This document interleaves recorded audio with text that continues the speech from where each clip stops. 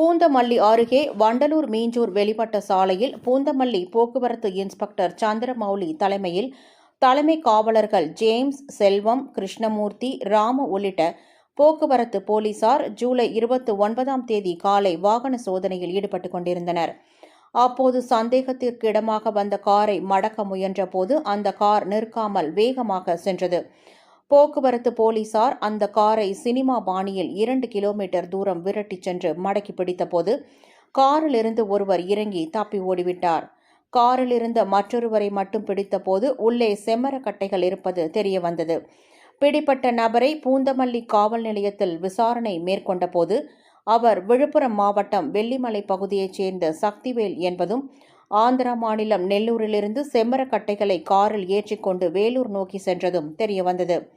மேலும் காரில் சுமார் 500 கிலோ எடை கொண்ட உயர் ரக 7 செம்மரக்கட்டைகள் இருப்பதும் இதன் மதிப்பு சுமார் 5 லட்சம் இருக்கலாம் என்று கூறப்படுகிறது. காரின் நம்பர் பிளேட் போலியானது என்றும் போலீசார் விசாரணையில் தெரியவந்துள்ளது. கார் மற்றும் செம்மரக்கட்டைகளை பறிமுதல் செய்த போலீசார் அவற்றை திருவள்ளூர் வனத்துறை அதிகாரிகளிடம் ஒப்படைத்தனர். மேலும் காரிலிருந்து தப்பி ஓடிய மற்றொரு நபரை போலீசார் தேடி வருகின்றனர்.